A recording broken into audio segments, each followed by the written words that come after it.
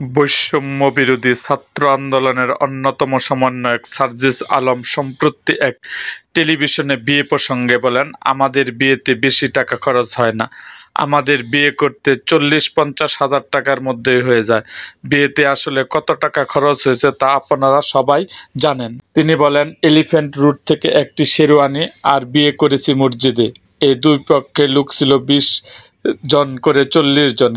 খেজুর কিনেছি 5 কেজি। তিনি আরো বলেন, আমাদের মতো মধ্যবিত্ত পরিবারের 2-4 লাখ টাকা খরচ করে বিয়ে করার সামর্থ্য সবারই থাকে।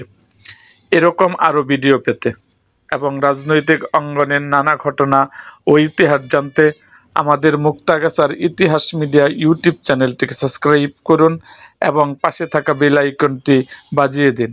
আর হ্যাঁ, রাজনৈতিক অঙ্গনের কোনো কিছু জানার থাকলে অবশ্যই আমার কমেন্টে জানান। ভিডিওটা বেশি করে শেয়ার করুন।